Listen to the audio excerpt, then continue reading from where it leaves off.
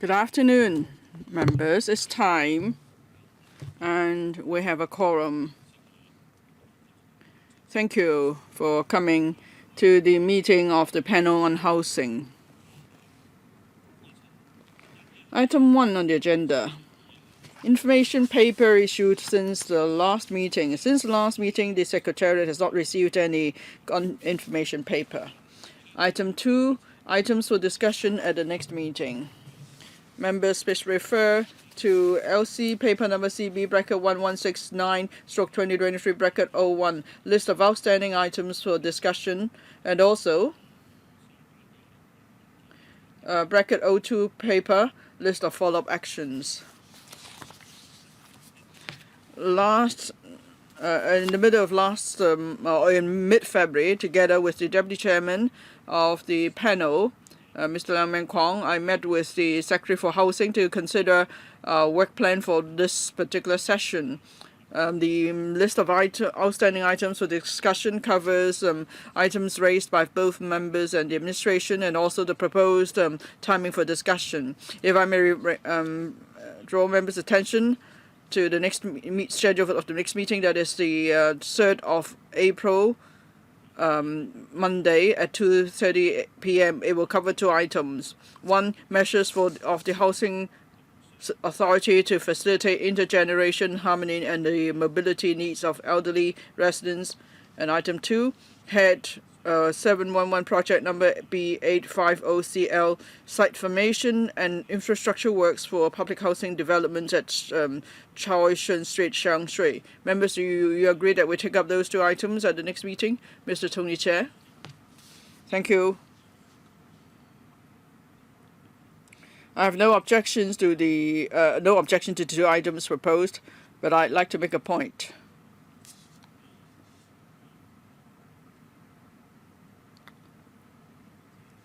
Now, for the housing panel and the housing bureau, well, we may have set out a list of items for discussion, but within the scope, if it is possible, we should also consider matters relating to private housing. For example, for the first item next week, at the next meeting, we talk about the mobility needs of elderly residents in public housing. But what about private housing is equally needed? And then for repair work, such as improving sewage pipes and so on. Yes, I get why we need to consider that for public housing. But now, with the restructuring of the Housing Bureau, we need to know what the government's policy on private housing is. Thank you. Your views noted. We will talk to the Housing Bureau to see when there could be a review on policy in relation to private housing. Any other points? If not, then let's move on to item 3 on the agenda. Review of income and asset limits for public rental housing for 2023 to 24. The reference paper is listed out on the agenda.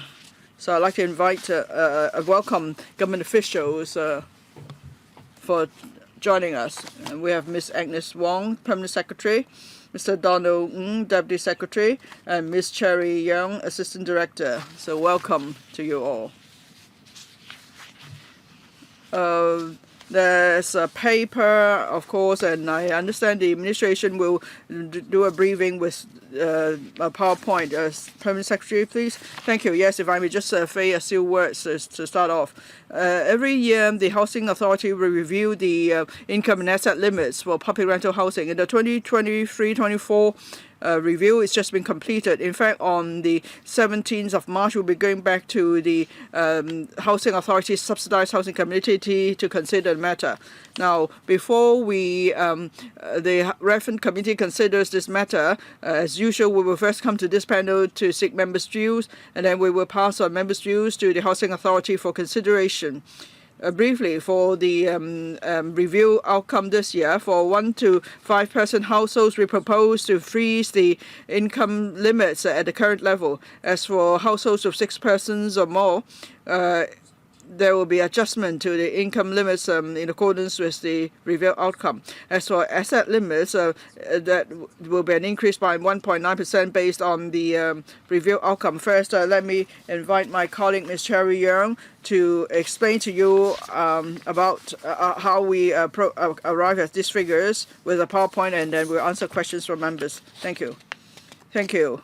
Yes, Mr. Chairman. The Housing Authority seeks to provide public rental housing for those who could not afford private rental housing. Now, right now, the eligibility criteria that they must not exceed the income and asset limits set by the Housing Authority. First, about the review mechanism for income limits for public rental housing, PRH. In this slide, you see that it's based on the household expenditure plus 5% contingency for PRH income limits. And for household expenditure, there are two parts, housing costs and non-housing costs. For housing costs, we refer to the survey done by the Census and Statistics Department on regular basis. So it's a unit rent for a private flat comparable to PRH multiplied by the average reference flat size, that is average space allocated to PRH residents, applicants. Non-housing costs will consider the average non-housing expenditure of the lower half expenditure group obtained from the household expenditure survey multiplied by change in the consumer price index A or income factor, that is change in nominal wage index, whichever is higher. So for non-housing costs, we do not count elderly households or and so on. Now, for a 4-person household, I'll use that as an example to explain how we do the calculation for household expenditure. As mentioned just now, for household expenditure, we'll look at the average reference flat size for the past 3 years, that is average space allocated to PRH applicants. For a 4-person household, the average is 35.1 square meters. And then we also look at the unit rent for a private flat comparable to PRH, that's $367 per square foot. So we work out the housing cost to be $12,882. For non-housing costs, again, we go by the reference survey of the Census and Statistics Department. The average non-housing expenditure of the lower half expenditure group is $14,866. And then we look at the change in the consumer price index A, that is CPI A, excluding housing costs. And we see a change of 3.2%, which is higher than the income factor change change in nominal wage index of 2.3%. So we work out cost of non-housing cost of $15,842. So we add the two portions together, that's $28,224 multiplied by 5%. That's a contingency of $1,411. So that's why the total PRH income limit is $29,640. From this slide, you can see that under column A, last year, that is 2022-23, here are the PRH income limits as calculated according to the established mechanism. But then last year, we consider the impact on the economy brought about by the COVID pandemic. So for column A, the PRH income limits compared to column D, that is the PRH income limits for 2021 to 22, while it is lower in for that in 2022 to 23, and that's why at a time the Housing Authority agreed to freeze the level at the level of column D, that is the 2021 to 22 level. And then for column B, when we work out the PRH income limits for 2023-24, we see that the figures compared to the last year, that is a frozen level, compared to the calculated limit last year is higher, but then compared to column D, the green column is still lower. That is, column B is still lower than column D. So therefore, for E, we see the percentage change is that for 1 to 5 person households, the income limit is still lower than the existing level by 0.9% to 4.2%. And if we go by the established mechanism for households of 6 persons or more, the income limit is higher than the existing level by 1.6 to 4.6%. So these are the figures we're proposing now for the coming year, because we have not completely recovered from the COVID pandemic in terms of our economy. So therefore, we have to consider small households whose livelihood may have been severely impacted by the pandemic. That's why we want to provide some assistance. And so that's why for 1 to 5 person households, even though there is a difference, we propose to keep the income limit at the existing level. As for households with 6 persons or more, we will increase the limit in accordance with the established mechanism. Next, I want to talk about asset limits. Now, under the established mechanism, PRH asset limits are adjusted with reference to the movements in the CPIA. In the fourth quarter of 2022, there's an increase of 1.9% in the CPIA compared to the same quarter of the previous year. So that's why we propose to adjust upwards the asset limit by 1.9%. And so from this line you see, then the asset limits will range from $278,000 to $917,000 for households of different sizes. So that's all by way of introduction. Thank you.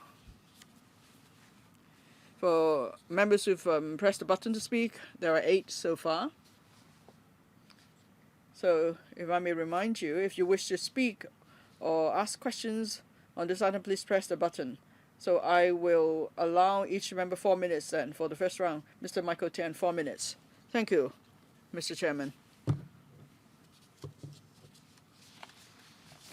Now, this is a review of the income and asset limits for PRH, but then I find the whole mechanism to be with problems, because we shouldn't just review the limits. We have to check whether the limits are exceeded. Otherwise, there's no point of keeping such limits. Now, there's recently a shocking murder case, and for one of the persons involved, the media found out that after the person bought a unit costing several tens of millions of dollars, he was still eligible to buy HOS with a green form. So no one got why that's the case.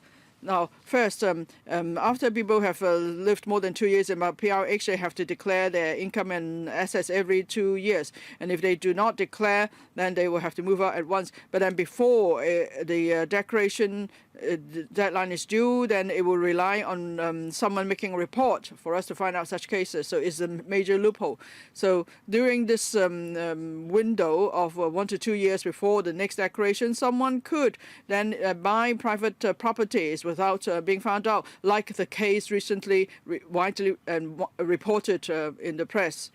So there's a need to plug this loophole, because when there's a property transaction, the lawyers or the land registry could immediately inform the housing department of the information, so it could be checked against the tenants list. But you may say it's a private market, so it's hard for the government to monitor such transactions. Now, for the recent case, someone used a green form to buy an HOS at the same time he bought luxury property costing tens of millions of dollars. So when someone submitted a form to buy a green form to buy HOS, shouldn't you have checked whether the person holds any property? Some said to me, this is ridiculous how this case came about. You may say it's hard for you to monitor the private market, but when someone comes with a green form to buy HOS, you should at least check proactively whether the person holds any properties. Now, when you always announce what the eligibility criteria is, and then when it comes to actually vetting the criteria, you're not doing a proper job. The government is good at setting rules, but when it comes to implementing the rules, there's always a problem. So I want to ask about this, how this case came about, and how could you make sure in future you could implement your rules? 但喺政策上咧， I don't think we'll go into specific cases, but in terms of policy, let's say whether people have to declare their assets when they are purchasing HOS flats using green forms. How are you going to review the mechanism? Permanent Secretary, please. Perhaps I'll explain the current policy first. Chair, you are right. I believe we should not discuss specific cases. As for green form holders, they are mostly current PRH residents. And since the policy rolled out in the 1970s, for green form holders, we do not vet their assets or whether or not they hold other properties. The principle is that if PRH residents have the ability to afford flats, then they should do so as soon as possible so that they can vacate the PRH flat as soon as possible. Annually, about 8,000 to 9,000 PRH flats are returned to us. We believe that not the majority of the PRH tenants are not like this, but with such an extreme case appeared, we are looking into whether or not we should tighten the regulations. Perhaps we should review this further and discuss it with the housing authority. And after a review has been done, then of course we will report back to you. Well, other than those using a green form to purchase a HOS unit, well, how are you going to ensure that they are not using this loophole? Well, Mr. Tuen, your time is up. Secretary, perhaps you can give us a succinct reply. Well, like I said, in terms of policy, we do not vet them in this regard. But if this problem has arisen, whether or not we should review this policy, like I said, in the past, we do not check whether or not they have other home ownership. But in the future, this is certainly a direction that we may be taking. Thank you. Mr. Lau Kok-fan. Well, this agenda item comes up every year. It is sounding like a routine matter. But after members express their views and concerns, then that's all there is. In the past, especially for two-person household, or for young families with both members working, if we are only calculating the household expenditure, is it appropriate? This has been discussed for many years, but every time when you come back to us, it seems that you haven't touched on this topic. This year, it has remained the same. So I would like to know for how long have we adopted this mechanism, and whether there will be a full-scale review of the mechanism. This is my first question. Second, well, on 1st of May 2023, the minimum statutory minimum wage will be adjusted to $40. Well, since the asset limit and the income limit will remain unchanged this year, but for the statutory minimum wage, it will be adjusted. So have you taken that into consideration? Third, when applicants make an application and they have declared their income and assets. Let's say 5 or 6 years later, when they have the chance to be allocated a PLH flat, will they be vetted to see if they fit the asset and income limits? Since the limits is quite stringent, so perhaps 3rd year or 4th year into the wait, their income will exceed that limit already. So will there be a mechanism to conduct a midterm review so that the waiting list can reflect the actual situation? Otherwise, the line will only get longer and longer. 3 questions. Thank you. Secretary, please. Perhaps I will try to be succinct. For your last question, but what will be done after an application has been made? There are several things. Well, firstly, when an applicant submits an application, from that point onward until the time that they move into a PLH flat, the applicant has the responsibility to declare any changes in his or her income or assets. So if there are any documentary proofs, then we will go through them. And in the process, of course, the most detailed inspection will be done at the vetting stage. All the live-in family members will come for an interview. But in the interim, we will make random inspection. If we find that they have become ineligible, then we will cancel their application. I understand. So when they have a meeting with the housing officer, well, if you're like this, the secretary can't answer your questions properly. So I would like to know how many of the applicants have exceeded the income limit. Well, I can't give you a number immediately, but there are indeed cases like this. After detailed vetting, we conduct random checking as well.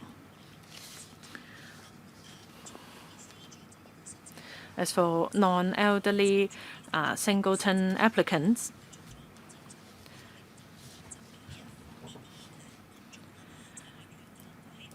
we do regular random checking. If they are, let's say, 2 years away from a PLH flat, then we target these applicants for random checking. So we don't want to create the illusion that there are many people waiting in line while many of them are ineligible. How about the minimum statutory wage? Perhaps we'll wait until the second round. Mr. Andrew Lam, 4 minutes. Chair. Well, in the paper, I can see some adjustments in numbers. The public is very much concerned about the turnover rate of the PLH flats. So for this term of the government under the current mechanism, do we need to review the turnover rate of PLH flats? Are you satisfied with the number? Well, just then you have mentioned flats that were returned to the government, but many of them were because the tenants have passed away or etc. How many of them are because they are well-off tenants or have issues with their assets? This is a general question, so I would like to know whether the government considers this a problem, and if yes, will you conduct a comprehensive review of the mechanism? If we look at the data, flats returned to us are an important source of flats. We're talking about 8,000 to 9,000 per year. In 2021 or 22, there are some 9,300 flats returned to us.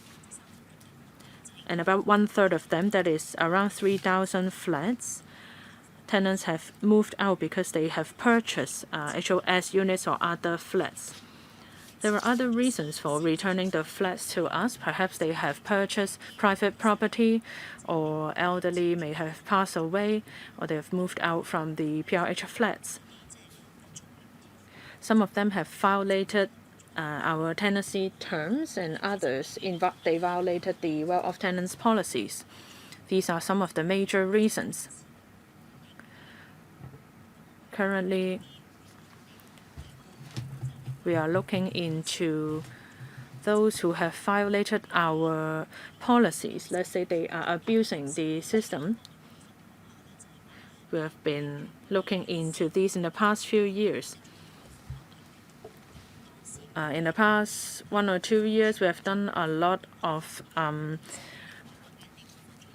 compulsory testing and inspection. And during these events, we have wondered whether or not the tenants actually do not live in their flats anymore.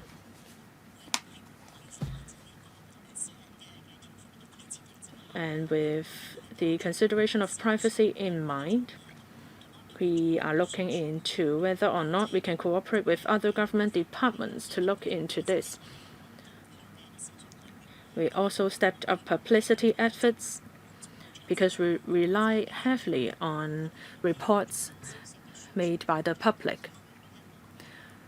So we have done some publicity works and education in this regard.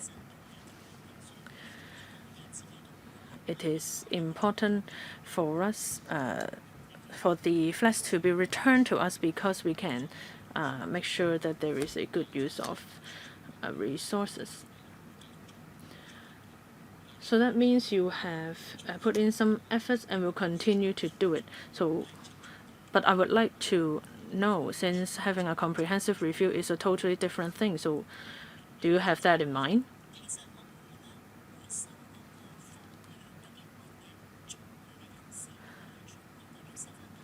Well, from what kinds of tenants can we recover flats? Actually, the categories have been listed just then.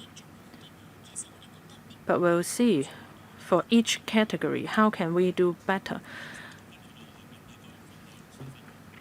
Next, Ms. Doreen Kong, 4 minutes. Chair,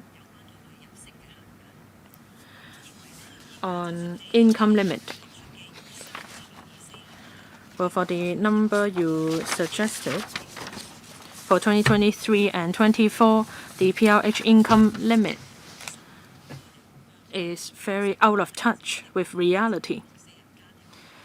Well, you have used a 4-person household to illustrate. Then let's stick to that example. Well, for a 4-person household, the income limit is 29,640.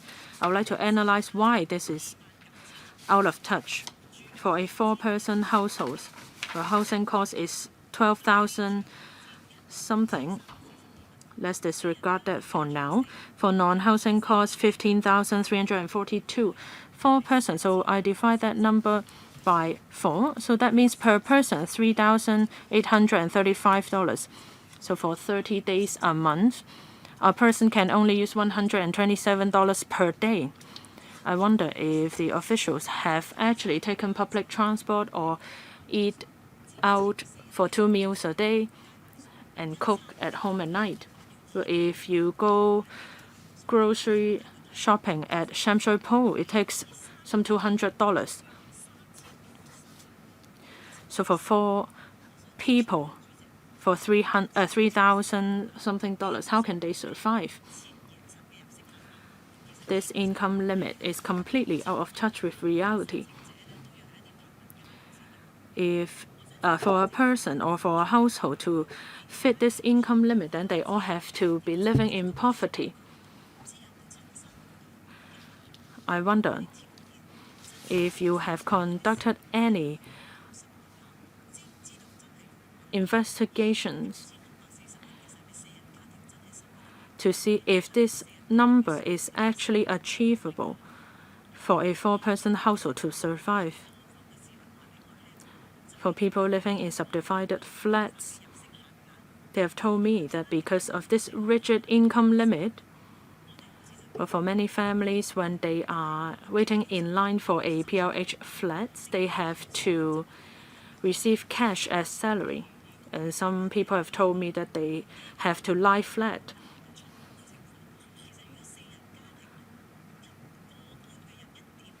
For four-person households, if 1.5 persons actually work, then the income limits will be exceeded very easily. So for a husband and wife to work hard, it has already passed the income limits. Please reserve some time for the officials to respond. Yes, thank you. I understand that for 1 to 5 person households, you have freezed the income level. How can they catch up with inflation? And what is the logic of freezing 1 to 5 person households but not for 6 person households or above?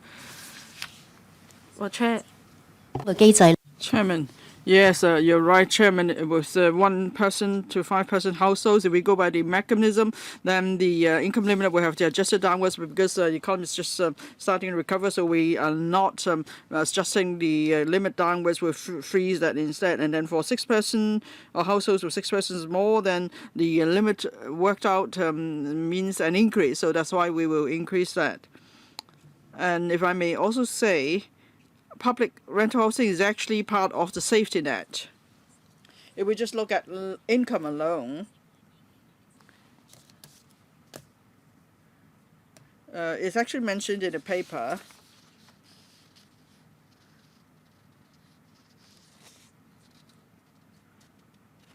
Actually, if you just look at the income limits alone, more than 30% of those with households would be eligible, of course. So what would be the right income limits?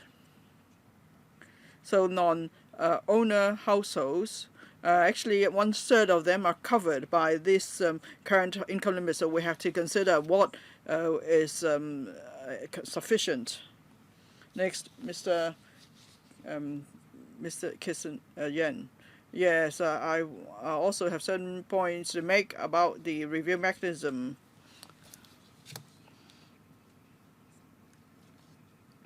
Say for a 4-person household, $29,640 in terms of income limit. Is this the right amount, or can you increase it further? Because as Ms. Doreen Kong explained, in reality, for 4-person households to meet your income limit, they have to decide who should go to work and who shouldn't. And then some actually tell the employers, don't pay me more because I'm waiting for public rental housing. And then in some cases, the children starting to work and they earn a better pay, so the parents then stay home, and so they have to suffer poverty just because they want to move out of the subdivided units. So is it a mechanism to encourage upward mobility, or do you want people to stay poor so they are eligible for PRX? So we really have to consider what our mechanism wants to achieve.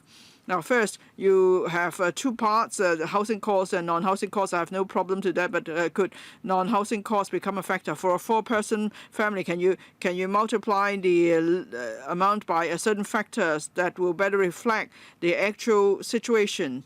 In reality, basically, if it's a 4-person household, couples of households will work, and if the children go up and finish school, they will also go out to work. So can you then multiply the limit by a certain factor so people won't exceed the limit just because their children are starting to work? And because now we've seen cases when the children start to work, then the parents choose to stay home, so they don't exceed the limit. So how can you adjust the mechanism so it is better in touch with reality? Just now, a colleague mentioned the recent homicide case about purchasing HOS flats. Yes, I think the government should really think about it carefully. When we consider the well-off tenants our policy, we say we'll review it every few years, and then there's a question as to whether you're wasting time doing that survey because it's really annoying to the rest Netherlands. But now we heard this case about that in that homicide case, and then you say it's an extreme case. So it's a matter of whether we should be spending resources to do such checks. Is it just odd case, or so is it worth doing it, or can we identify the loophole in the mechanism? Maybe you don't need to undergo a check every 10 years and whatever. So what's gone wrong? You have to find out what's gone wrong in the mechanism. Maybe where in the green form you should add another column asking people to declare if they own properties. I think it could be easily dealt with. You don't have to deploy more manpower to check if someone is holding properties, because then you will be spending a lot of manpower and effort to deal with such cases. And that means you are taking resources away from dealing with other demands for PRH. So I think you have to consider the way forward very carefully. Permanent Secretary, you have very little time left to give a reply. Well, thank you. The second question first. Thank you, Mr. Yang, for your reminder. That exactly brings out an issue. Do we want to be very stringent or not? So it's a very important where we strike the balance, because if we take a step further, it may lead to consequences that we don't want to see. So that's why we said we need some time to consider it very carefully, and there is a need for a detailed discussion at the Housing Authority. But then the overall direction is that in the past we have good policies with good policy intent, but then have circumstances changed, so that's why there's abuse. Well, is there a loophole, or maybe it's not actually a loophole, but these are areas we need to review. For non-household costs, could we make further adjustments there?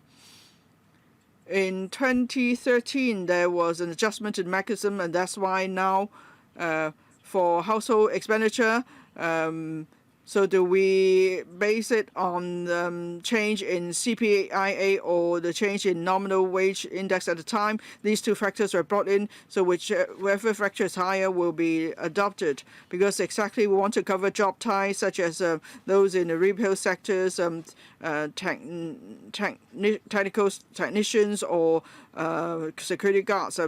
So that's why at the time it was decided that we would choose the higher index, either the CPIA or the nominal wage index, because then we could help the target groups who want to apply for PRH the best we could. And yes, next, Deputy Chairman, Mr. Leung Min Kong, 4 minutes.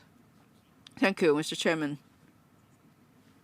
Now, today we're talking about the review of the income and asset limits for PRH.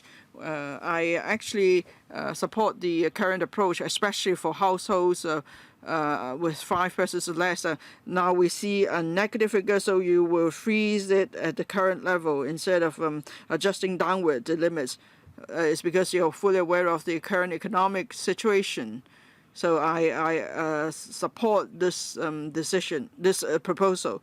But then with the review of income and asset limits, I think what is the most important thing is that we will limit the we will put the limited resources to help those most in need. Now, there's a recent homicide case, and it's an extreme case. It seems that when green form applicants buy HOS, there may be a loophole in the policy, so someone could make use of that loophole.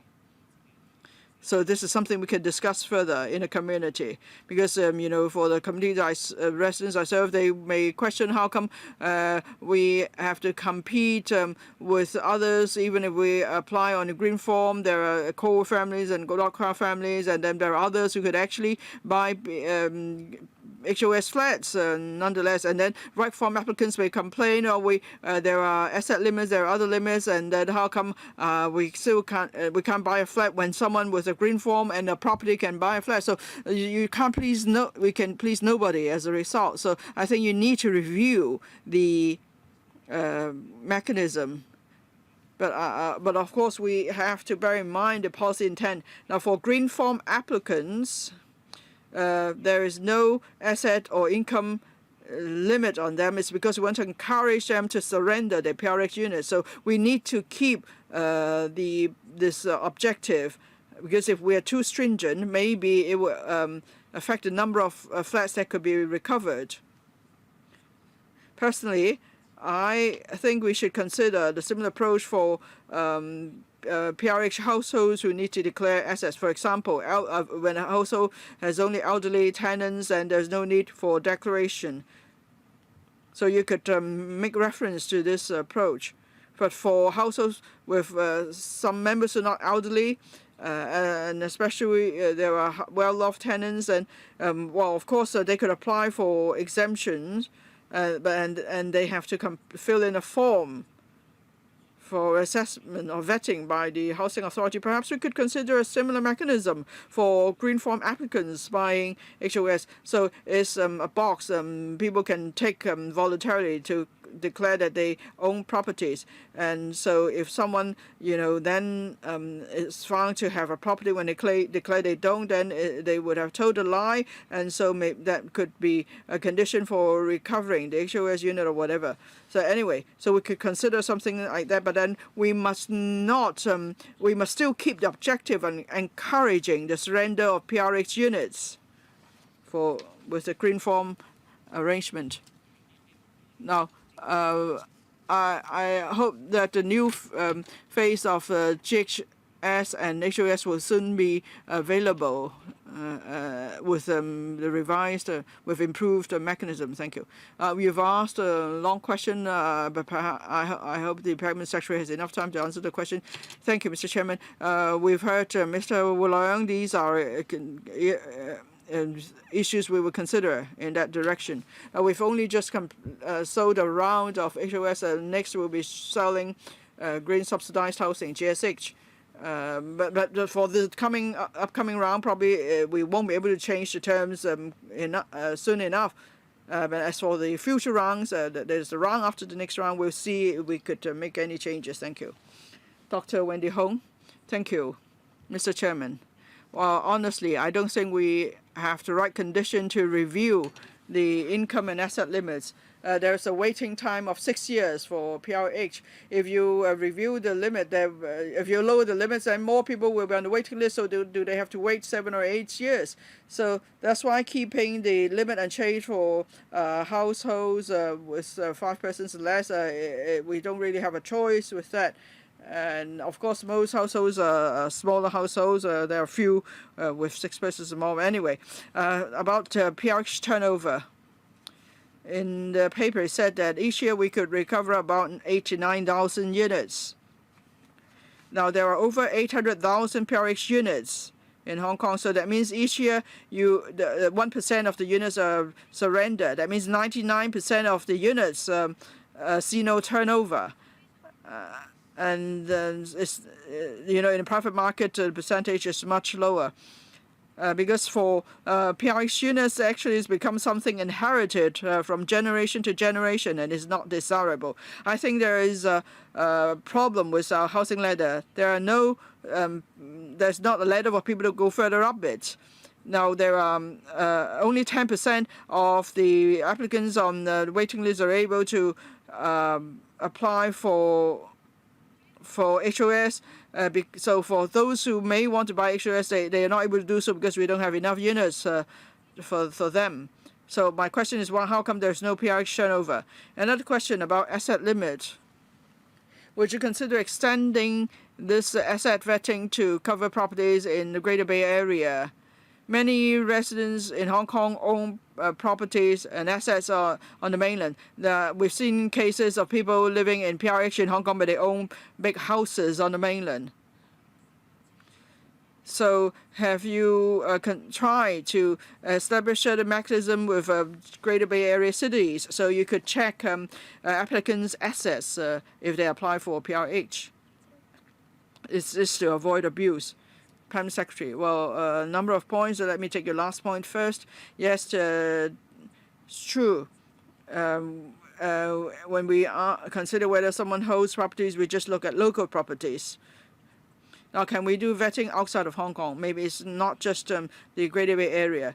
As long as it's outside Hong Kong, and if the same principle applies, then we have to consider all properties outside Hong Kong. We have actually considered the actual mechanism to do so. Let's say if someone makes a report to tell us that tenant owns properties on the mainland. We try to check and verify that. But then the problem is that with authorities on the mainland or in other countries, where they don't have a duty to help us. Now, with with properties in Hong Kong, we just need to check with the land registry, and the land registry is prepared to help. Of course, we have to pay for the land search, but at least we've done that. With other authorities, as the outcome has not been too satisfactory. But we'll see if it's possible for us to establish certain relationship with these authorities outside of Hong Kong. In any case, they are not our government. They don't have the duty to help us or to do this for us quickly. So we will continue to try to work this out with other authorities. As for PRH turnover, it's true. Buying HOS flats or second-hand subsidized housing is one way out. We want to encourage that more. For the public housing units, public subsidized housing units, about 20 or 30% are reserved for subsidized housing production. As for private housing production, the government is trying to identify more land supply so we could build a better housing ladder. And so when there is a bigger supply, then more are able to move to other housing sectors instead of staying in PRH units. Thank you. Mr. Chan Hong-fong, 4 minutes. But for those of us who have served the community, we all know that for people who are going to move into PRH flats in about 6 months, they have to pick up part-time work. It is because they don't want their income level to go past the income limit. Well, since the moment that they have submitted an application to the time where they can actually receive a flat, we are talking about 5 years. The income level has remained largely unchanged. So for people who may be able to fulfill the income limits during application, a few years later they dare not get a promotion, etc., because otherwise their income may go beyond the limit already. Is it possible for the housing authority to give certain flexibility, let's say 10 to 15% of the upper limit, so that these people don't have to give up full-time employment and pick up part-time work? The purpose of PRH is to help grassroots members of the public, for a husband and wife who worked perhaps as cleaner or security guards. We're talking about $12,000 per month. So for two of them working full-time, they have already exceeded the income limit. So I agree with Mr. Lau that when are we going to conduct a comprehensive review on the overall mechanism so that tenants can actually feel fulfilled and happy. Every time we conduct this review, we need to have objective criteria because we have to draw a line somewhere. Resources are limited. No matter how hard we try to meet the needs for PRH, resources are limited. If we look at the figure, well, since 2011, the minimum statutory wages were introduced. And since then, there has been an increase of 34%. If we include the increase in May to $40, then the increase is 43%. In the same time period, the income limit has increased by 68%. And in 2013, we have introduced the CPIA and nominal wage index changes. Whichever is higher will be adopted. This is how we are trying to help grassroots members of the public who need a PRH flat.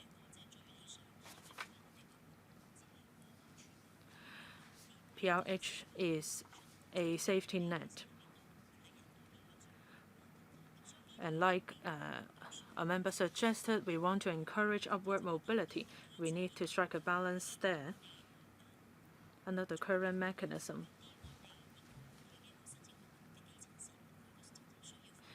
We need to look after grassroots members of the public who may actually need a PRH flat. Chair, I would like to supplement. Well, just then I said for a two-person household working minimum wage jobs, they have already exceeded the income limit. So how are you going to help them? A short reply, please. Well, for the minimum wage, we are talking about a minimum hourly wage for a family or a household. How many members are actually working and how many hours are they working? They may be different for every household, so it is difficult to say. Now it is my turn. Regarding the review of the income and asset limits for PRH for 2023 and 24. This has been calculated according to the mechanism. Well, even though some warrants a negative change, but you have decided to freeze it, even though that a lot of the members consider the income limits very low. This has raised an issue, a very important social issue for people who are waiting for PRH flats. They dare not take a promotion, and they don't want more members of their household to work full-time. And perhaps since there is no checking during the waiting period, they work during that period and they quit their job when it is about time for them to receive a flat. Well, this has very much to do with the supply of private housing. If the prices of private housing are not so unachievable, then people can actually improve their quality of life and afford private housing. If that was the case, we would not be having this ridiculous situation. So a few members have told me that they would like to discuss private housing supply in our meetings. Well, even though it may not be feasible, but I believe that it is worth considering.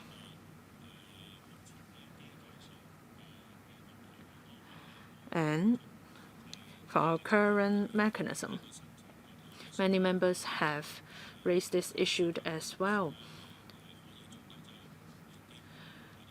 Should the asset vetting be done more regularly or more frequently during the waiting time so that they will not take up places in the line?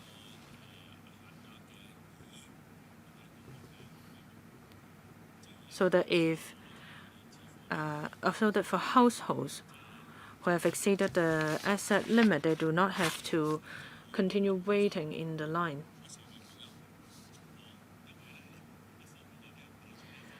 Some people occupy their flats for the long run, and some people are using their green forms, etc. So even for university students, the first thing that they do is to apply for a PRH flat. This is not ideal. So what are you going to review? Two questions from me. First, on private housing units. And second, what are you actually reviewing in your mechanism review? Well, regarding private housing supply, we are talking about an issue of supply and demand.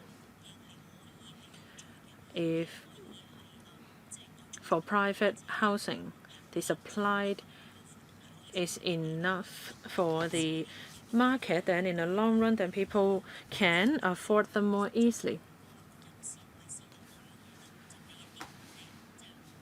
And in the future, there may be policies in place that gives priority to Hong Kong residents to purchase private housing, perhaps some tax exemption, etc. This will make it easier for Hong Kong residents to buy a private housing unit.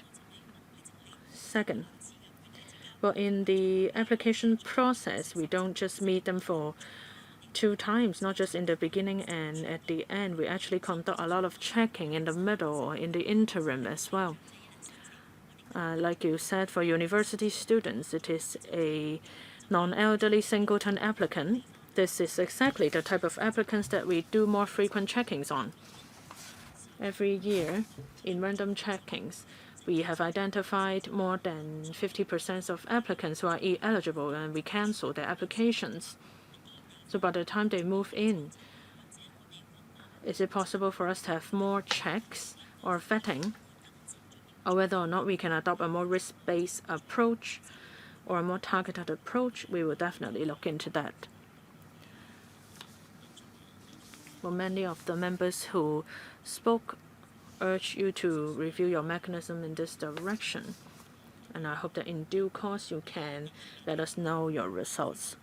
We have 2 more members wishing to speak for a second round. I think after these 2 members speak, we need to conclude this agenda item. Do you have any other members who wish to speak for the second round? If not, Mr. Michael Tuen, second round, 3 minutes. Chair,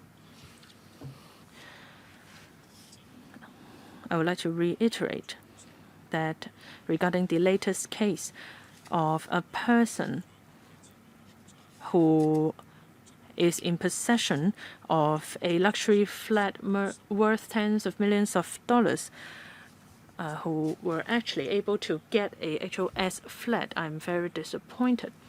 If you have legislation in place but you do not implement or enforce it, then what's the point?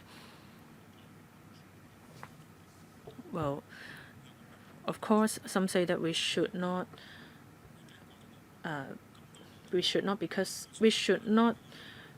completely overturn the system because of one extreme case. Well, even though that may be true, but how can you ensure that this is the only extreme case? Maybe there are many cases hidden, those that we are not aware of. Will you say that for the green form scheme, we are actually trying to enhance the PRH turnover rate? Well, for PRH tenants, they should not be in possession of a private property in the first place. In the 10 years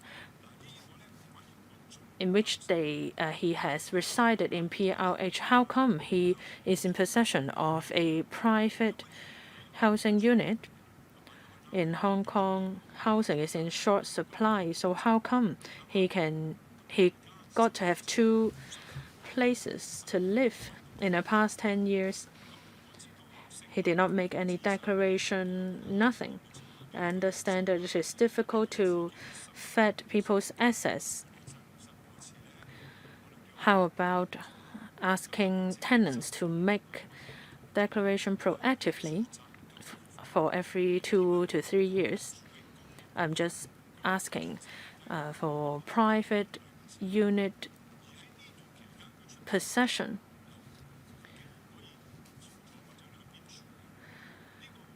For a PRH tenant to actually have another private flat on the side, this is completely unacceptable. In the past 10 years, if he is able to afford a private housing unit, how do you ensure that the tenant will return the PRH flat to you? Well, just then I've explained that under the current mechanism, we do not require tenants to make a declaration, but we'll see whether this will change in the future. Well, other than tenants excluded by the well-off tenants policies like all elderly households. If we found out or it is reported that they have other property, we will certainly take action.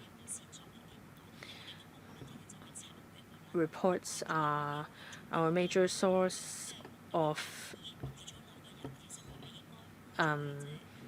intelligence because we need to ensure that people do not occupy PLH flats if they have private property.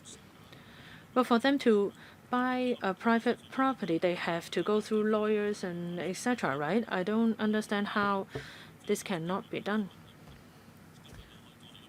Can't you do something about that? Well, for tenants who have private property, they have to go through a lot of hurdles, so I'm not sure why you can't do something in that regard. But these are all public information. So we have to consider, well, actually, for big data, we have to think about privacy as well.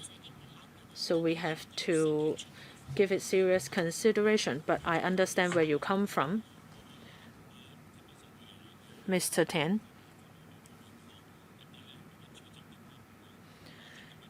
You are behaving like before, like what you were criticized for by other chairmen. Well, if you're concerned about privacy issue, then perhaps there shouldn't be legislation. But for PRH tenants, if they have property, then that is certainly not a matter of privacy. I'm not sure how that came to be. 即係會作檢。But the permanent secretary has told us that they will look into it. So in due course, there will be further discussion, I'm sure. Thank you. 多謝 Dr. Wendy Hong, 3 minutes. Thank you, Mr. Chairman. I'd just like to share with you some data. There are over 800,000 PRX units. It's more than 30% of all housing units in Hong Kong. Now, Korea is 5%, Singapore 7%, Europe, Japan is a single-digit percentage. On the mainland is also a single-digit percentage. The highest is the UK, 20%. In Hong Kong, 30% of housing units are public rental housing units. That's actually the highest in the world. So have you ever considered what is the right ratio for PRH for that to be healthy? Because we keep having more and more public rental housing units, and then there's no mobility up the housing ladder for the grassroots sector. It's not something we want to see. That's why I want you to review the housing policy. You need to build up a housing ladder for people to climb up that ladder for the purpose of upward mobility. Permanent Secretary, yes, we heard that. Every year we do a projection for housing demand. Right now we have a 70-30 ratio. That is 70% of public housing, including both rental and subsidized housing, and 70% private housing. So do we need to review this ratio in the long run? Though that's a much broader issue, and we have to consider it very carefully. Thank you. It's because there is not enough housing supply in others of other types. That's why housing prices are high. When the supply does not cannot meet demand, then prices will go up. That's only obvious. So now all resources. That's why everybody then queues up for public housing. So you need to adjust the housing structure. Perm Secretary, anything else from you? No, I have nothing further to add. Thank you. Dr. Wendy Hong, I fully appreciate your sentiment. Now, for all new housing land or new development area, the housing ratio is all 70-30. It's the case. I asked about the North Metropolis and Shantin Technopole, and I'm told the ratio is still 70-30. So, are there so many jobs in, say, the Technopole for grassroots? Are there many grassroots jobs in Technopole? So because I'm already using robots. So are we going to lead Hong Kong towards middle-class society or grassroots society? But that's more than about housing, of course. In any case, Permanent Secretary, I think this panel should just look at deduction of points or whether the formula is right for working out the income and asset limits, but rather we should look at the broader issue of housing supply in Hong Kong. While Mr. Tony said that we shouldn't just talk about public housing, we need to talk about private housing. So he's making good sense, and then of course housing policy involves population policy and many other complex issues. In any case, we have a very good discussion today. Members actively gave their views to talk about the future direction for policy formulation, and so in terms of our economic development and population policy and so on, we've talked a lot today. Thank you. 我好理解點解大家問得咁肉緊。I could see why you asked all these poignant questions, because we all very anxious to see some changes here. 咁啊，到下一個議程。Next item, Head 711, project numbers B807CL and B811CL, site formation and infrastructure works for public housing developments in Shan and Tuen. The paper number is included in the agenda. There are quite a number of government colleagues joining us for this item. 咁我唔一讀出啦嚇。I won't be reading out all their names because you have an attendance list. So welcome you all to the meeting. I understand there will be presentation first with the aid of a PowerPoint. Mr. Stephen Leung, Deputy Director. Some opening remarks. Yes, good afternoon, Mr. Chairman and members. This paper is on two projects that we wish to upgrade to Category A. We would like to take this opportunity to seek members' views so we could enhance the proposal for the consideration by the Public Works Subcommittee and the Finance Committee. The two projects are B807CL, site formation and infrastructure works for public housing developments at Tuen Mok To, and B811CL, site formation infrastructure works for public housing developments at Tuen Central Phase 2. I'm now going to go into the details on the two projects. We would like to propose the following. For the yellow portion, we propose to do site formation, and for the orange section, we're going to build a road, for vehicular traffic, cycling, and so on. So this we could link up the project to Lin Feng Road, and this will allow better access by future residents.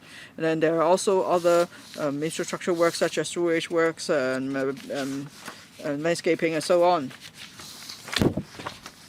The CEDD has already carried out a relevant traffic impact assessment and so on.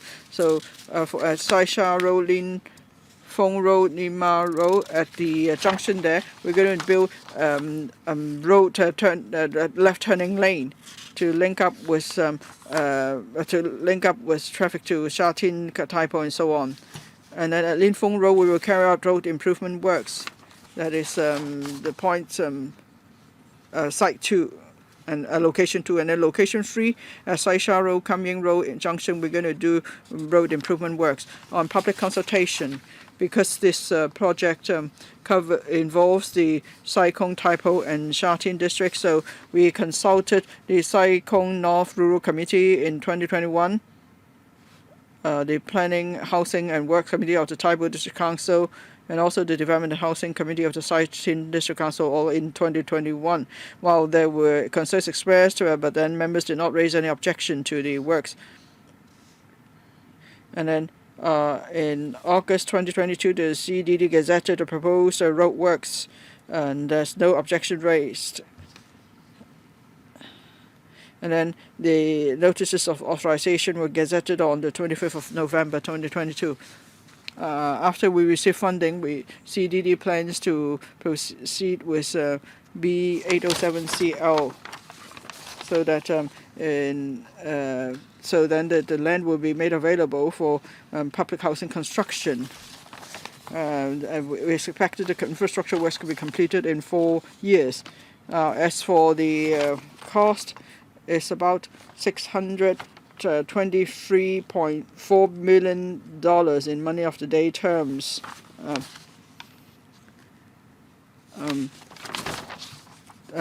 So covering different items.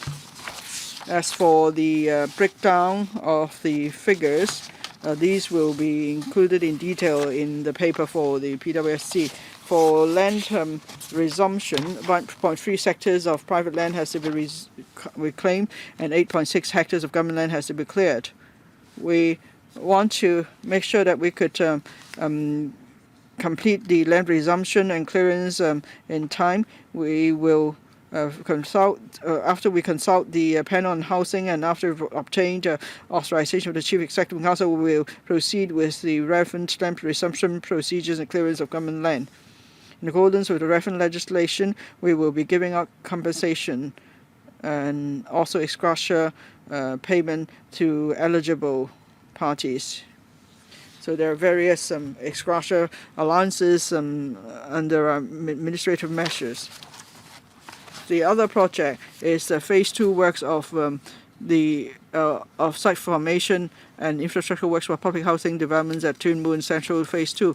Now, part of the project's been upgraded to Category A, and the remaining part is we're proposing that for the yellow portion, we propose site formation works and construction of associated slopes. For the orange section, we propose constructing a carriageway, footpath, and laybys connecting with Tuen Road.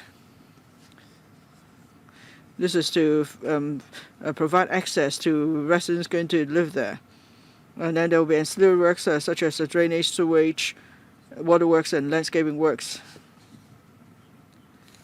In June 2019 and 2020, we consulted the Tuen Rural Committee. The committee expressed objection to the proposed works. And then in September 2020, the Tuen District Council was consulted. The Council expressed concerns mainly about compensation and the rehousing arrangement for affected villagers and passed a motion to shelve the proposed public housing development for further consultation of all stakeholders. And now the CDD gave response at the meeting, and then in November 2020, the CDD provided further written explanation.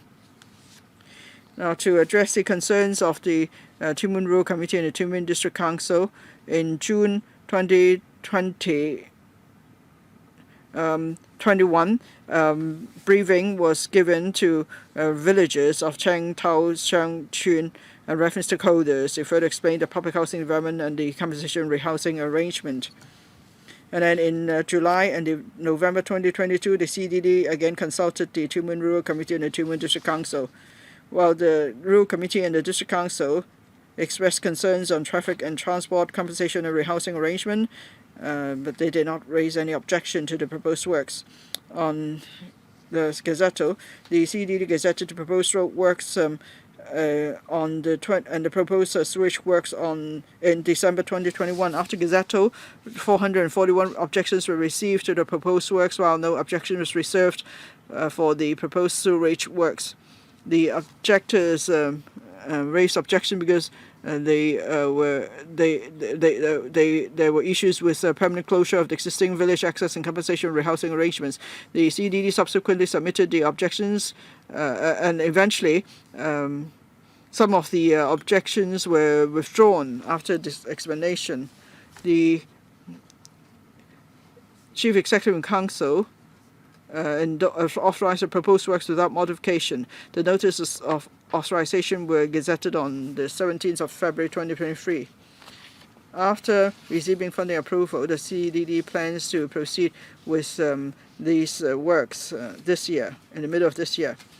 And then by 2027, the farm plan will be surrendered to the Housing Authority for public housing production, and for remaining works to be completed in 5 years. As for the cost of the project, it's about 960 something million dollars, money of the day terms.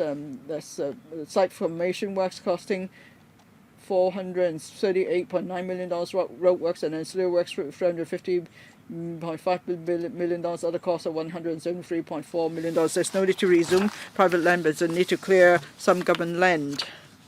Now we want to make sure that the works could be completed in time for public housing production, and after consulting the housing panel, we will then proceed with the land clearance works. We fully appreciate the sentiments of residents who will be affected by the works, so we'll put people first, and we will address, we will take practical measures as necessary. We'll also be giving out compensation in accordance with reference legislation, and we'll also give out ex gratia allowances to those affected. And then for eligible residents affected by the clearance, there will be rehousing arrangement.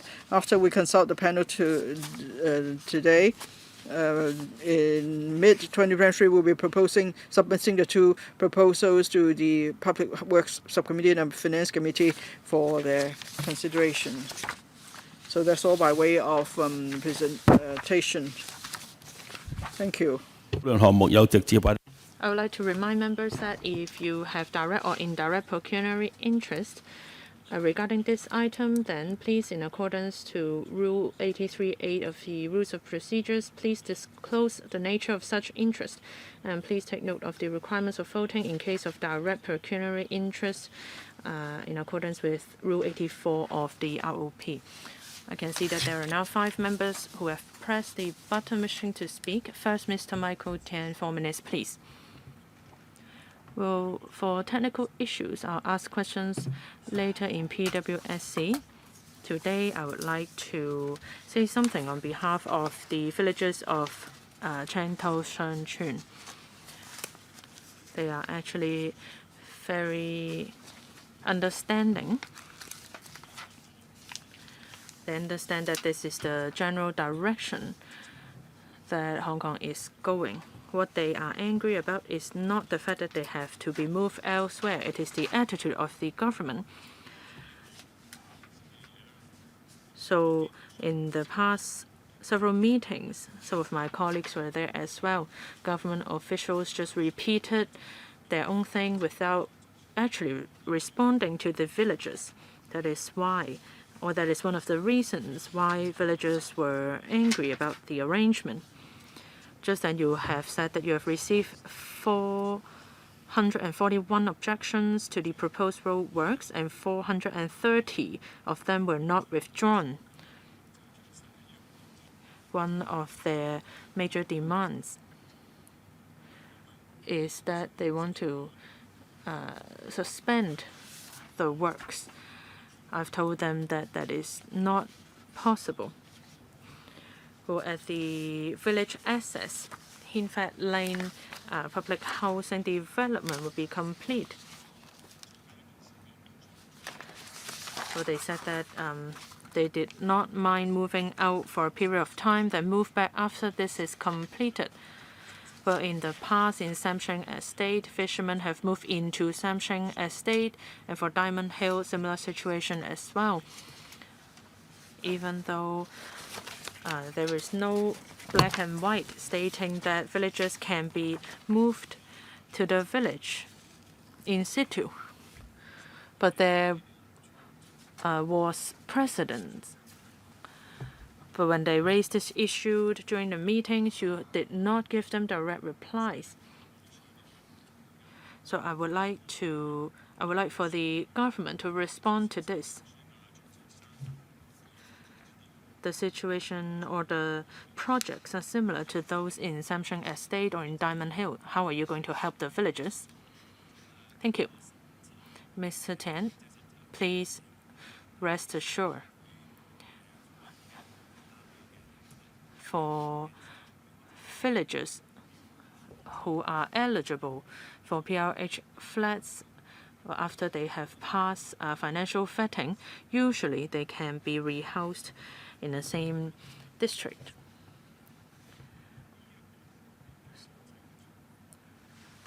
How about for these individual cases?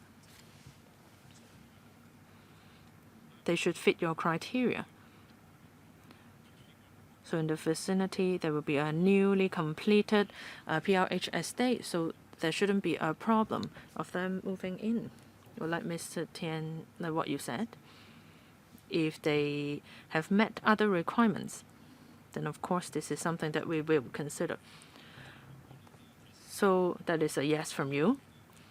Well, we have to look into the individual case.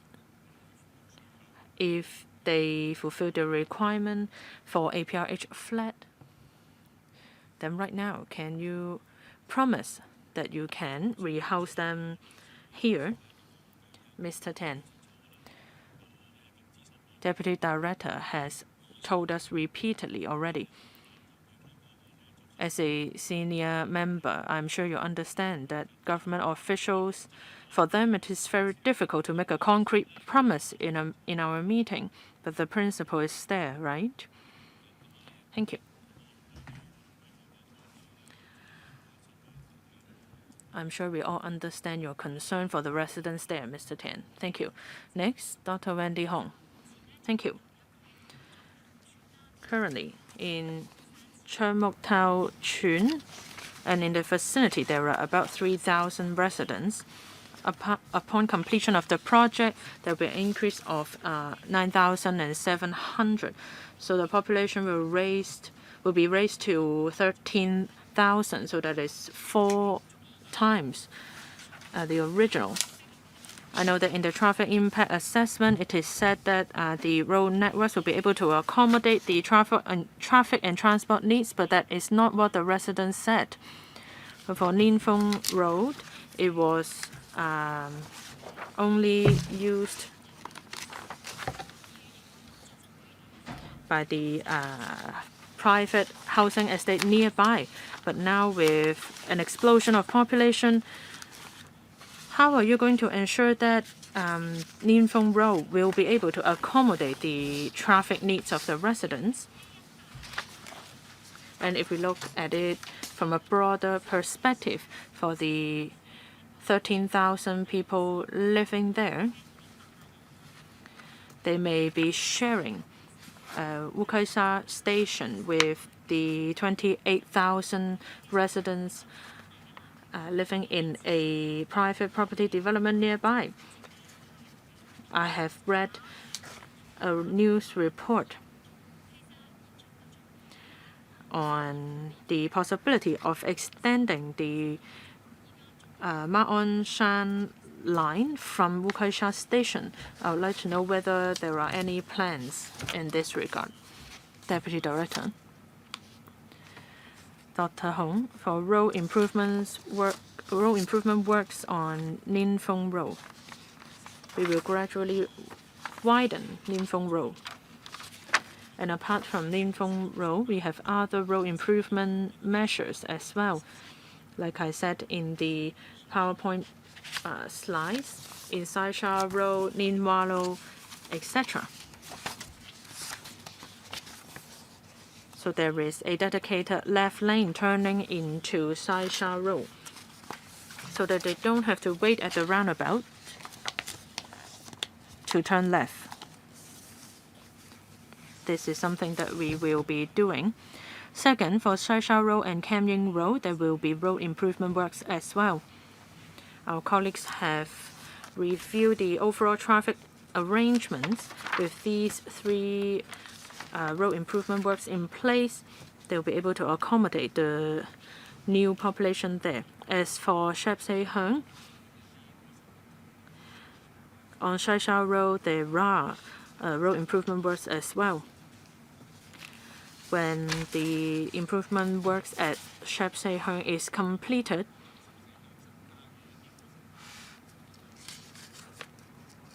with the new population there and with the new road improvement works completed.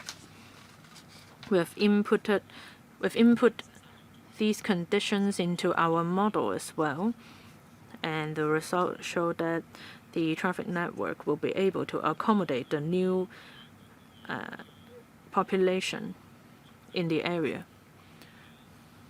As for detailed information, perhaps I'll invite the CEDD to respond. How about the Shan line? Will you consider extending that to Choi Mok Tau? Mr. Robin Lee, CEDD. Perhaps I will address some of the concerns regarding Lin Feng Road.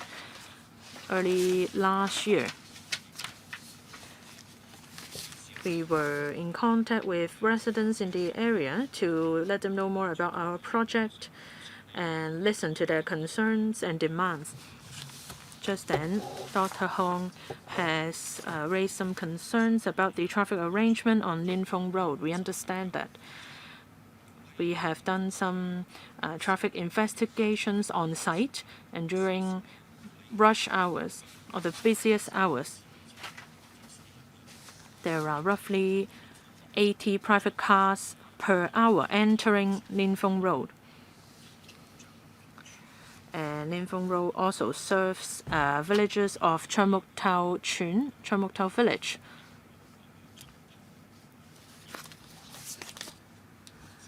And so by the time the Choi Mok Tau public housing development is completed and residents are moving in, then we are talking about 190 cars per hour. So for 60 minutes per hour, we are talking about 3 cars per minute. So that's not a lot.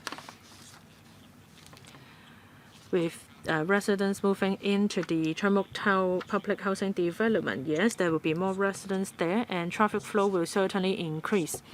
And at the busiest, we estimate that there will be an increase of 330 more cars per hour.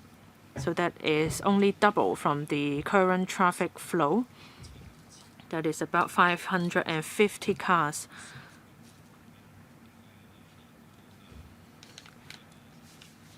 Currently, for Lin Feng Road per hour, it can handle 100 cars per hour. So for 550, it is far below its capacity. But in our discussion with residents, of course, we understand their concern about the traffic. Lin Feng Road is currently 6.7 meters wide, so it is relatively narrow. It is still some distance away from 7.3 meters, which is the standard for dual carriageways. So where possible, we will widen the road to 7.3 meters. So for large vehicles such as fire engines, etc., they will have easier access through Lin Feng Road. And the traffic capacity will be increased to 1,000. This is far higher than 550. So Lin Feng Road will be able to accommodate the traffic flow. As for railway station, we have been in liaison with the Transport Bureau. And it is our understanding that it will go with the planning of the surrounding area. Thank you. Mr. Andrew Lam, thank you. 2 questions. First, to follow up on what Dr. Hong has just said. Well, there were some residents there who lodged their complaints to me. Will you have explained it in detail on how you are going to improve the roads there? But residents have told me that you have refused meetings with them.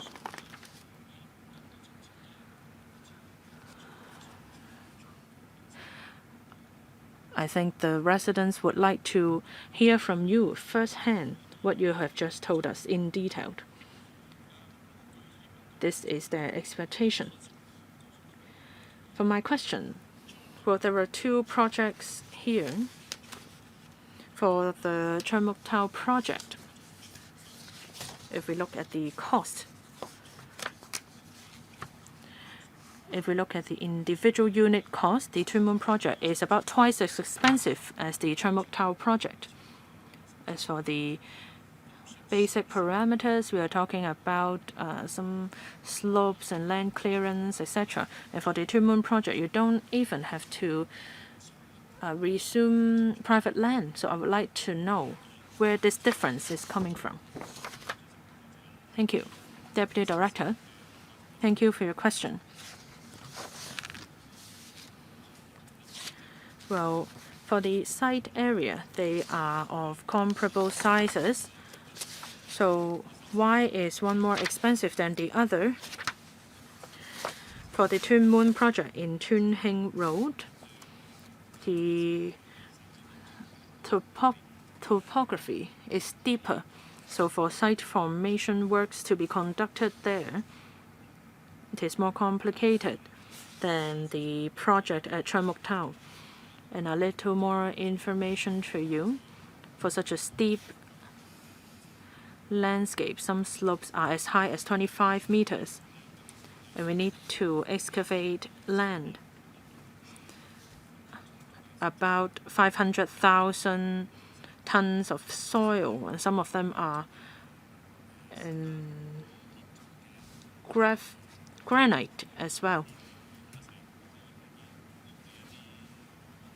So for the cost involved,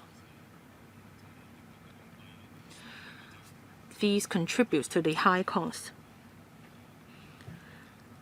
And because of a large number of slopes which needs to be reinforced using mud nails,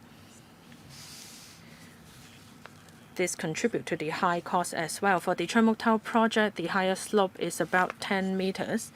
And the soil or land that needs to be excavated is about 170,000 tons. So I hope that you can perhaps get a picture of the difference. For Tuen Muk Tau, it is on a relatively flatter piece of land.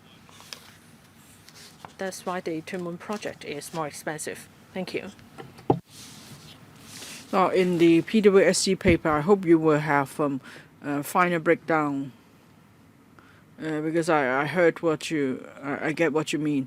Okay, I'm sure, for the PWSC paper, there will be more technical details. Just now, members gave their views about or expressed a concern about the traffic situation in Tuen Muk Tau. So please talk to residents more. Yes, we'll do that, so certainly. Mr. Tong Yee-Sheh, 4 minutes. About the funding proposal for building more public housing, of course there'll be no objection in principle. I'd just like to learn about 3 areas further. 1, site formation and provision of facilities such as roads.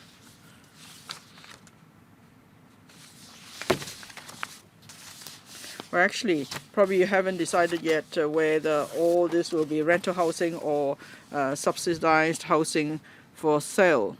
So when would you decide? Can you tell us? And also for the flat sizes and the mix of flats, what factors do you consider? Say, so would these factors affect your decision on whether the units will be for rental or sale purpose? That's the first point. Second question.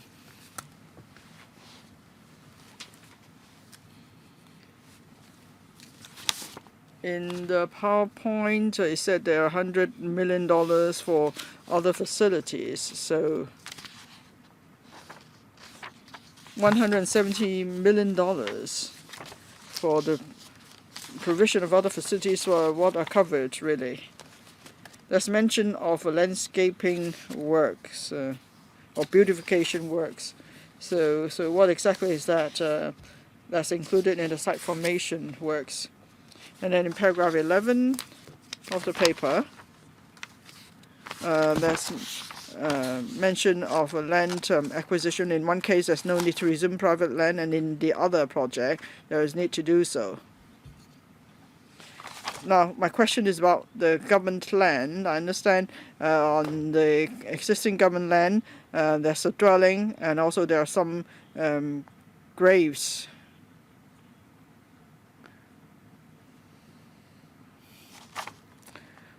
Well, if there is need for land resumption, of course, it's a decision for the Chief Executive in Council.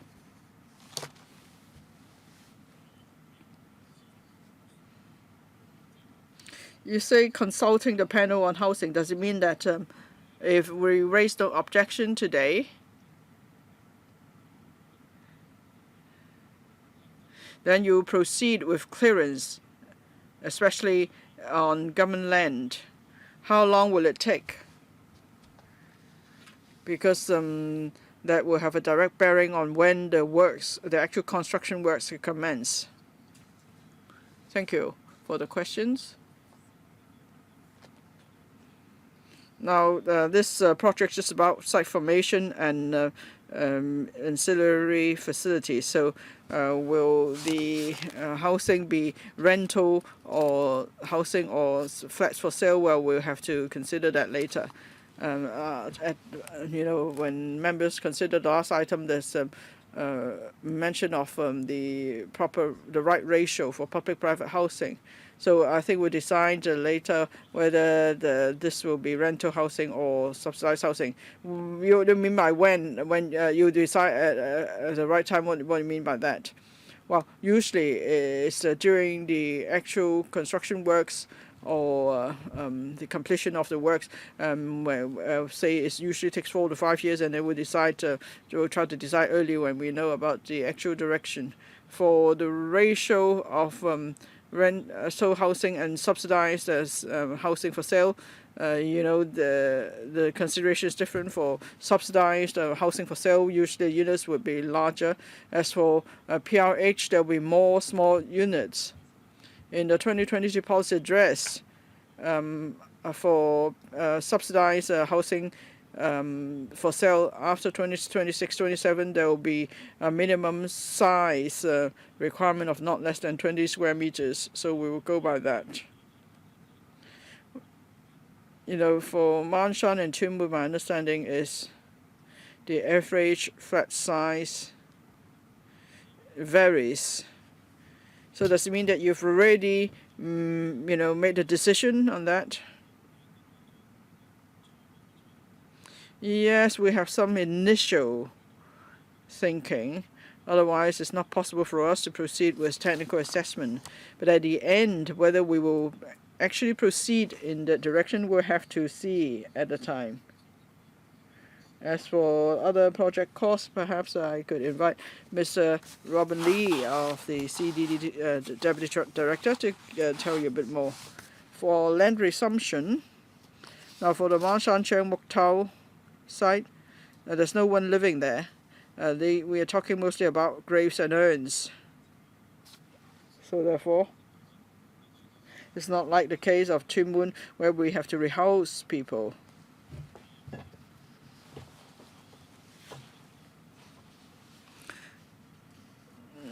Now, Mr. R asked whether we'll start talking to the affected parties about the land resumption process after today's meeting. Yes, we'll do that. We'll go by the government's practice when they will try to clear the land as soon as possible.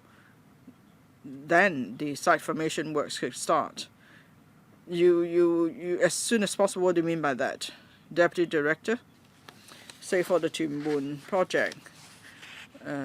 We hope that by the end of this year, we could complete the entire process. Well, you've far exceeded your time limit, but I wonder if Mr. Robin Lee has anything to add. Yes, if I may just quickly add.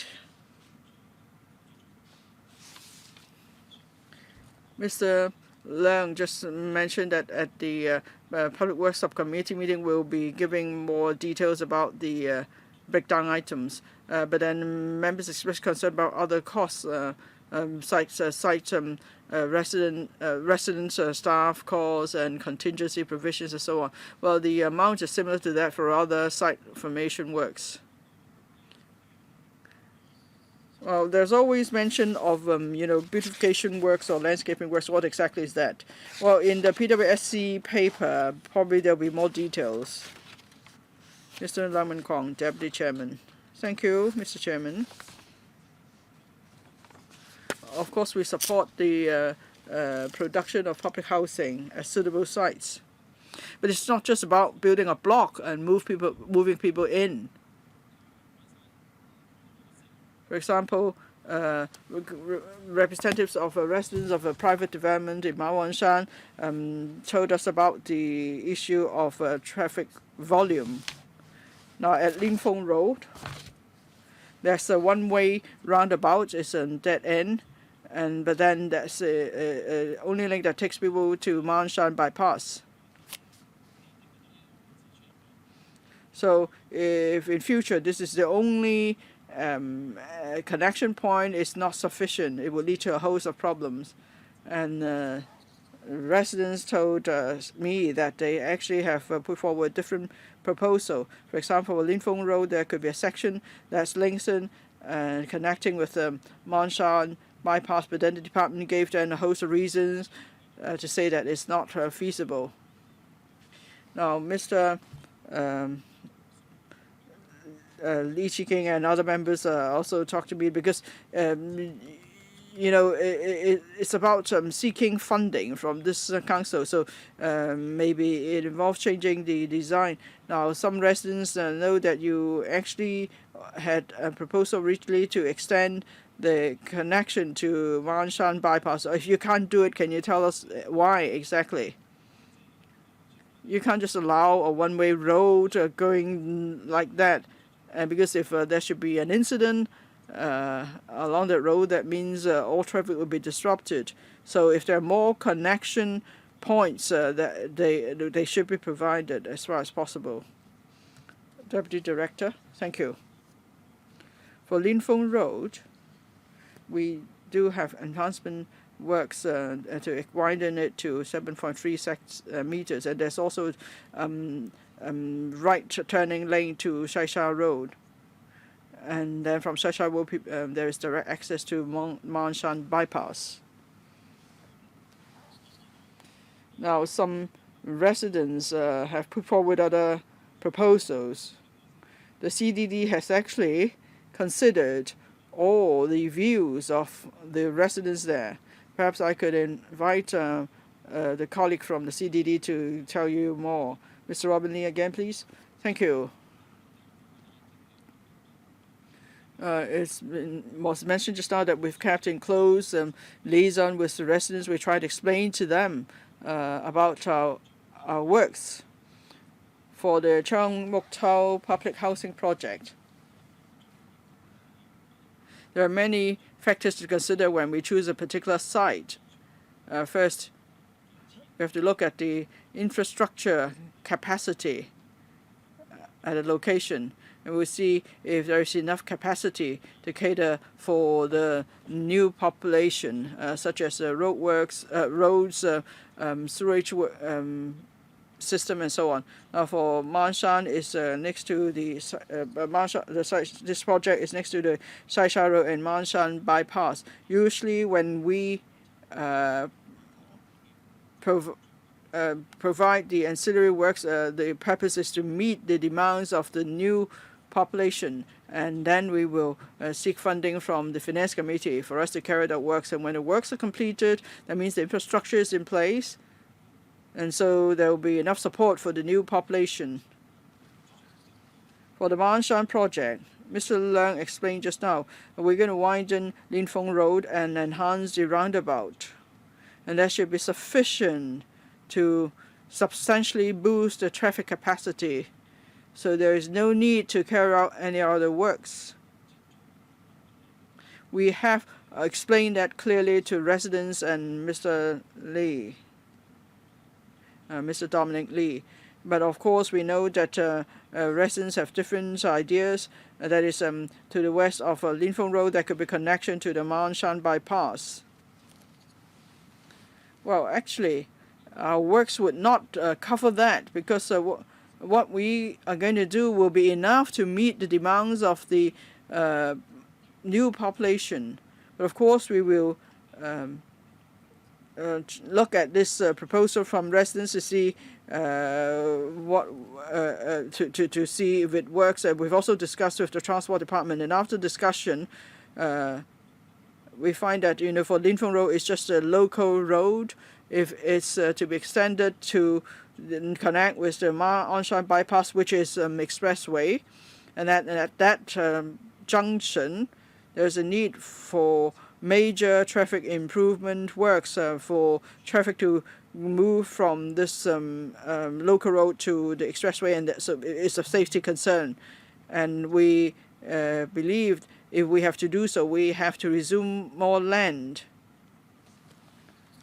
so that we could propose a new road to link up a Site 1 and Site 2, and that means we need to resume more private land, and we actually have to encroach upon the village environs, so that will therefore affect the feasibility of this proposal. We've actually explained that to residents, and if I may stress that for the proposed traffic improvement works in the paper, that's enough to cope with the population growth. So that's our reply.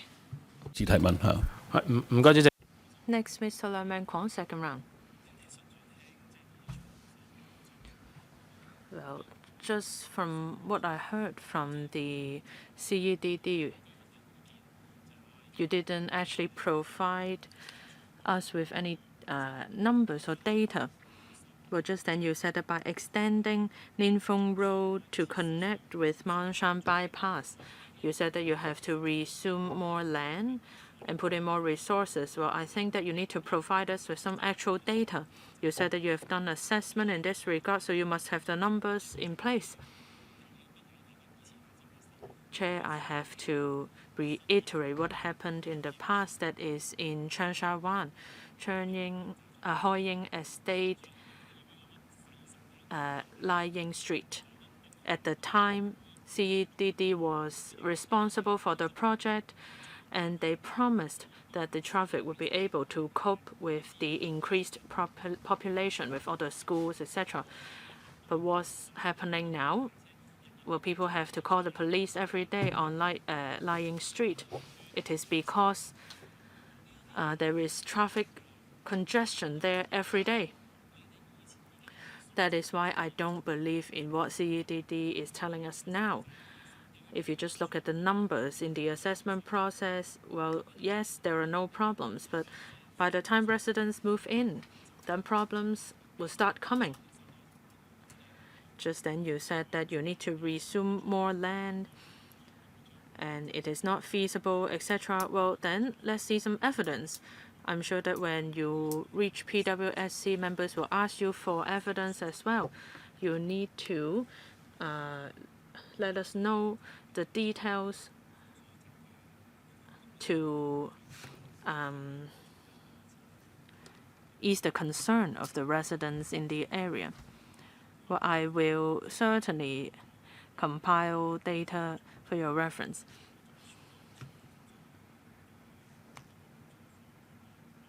Well, just then Mr. Robin Lee said that regarding suggestions made by residents, you have actually looked into them, right?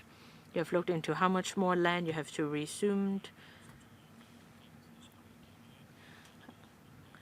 And in future PWSC meeting, please let us know the studies that you have done so that you can explain to us better. I'm sure that this will come up, so please be prepared.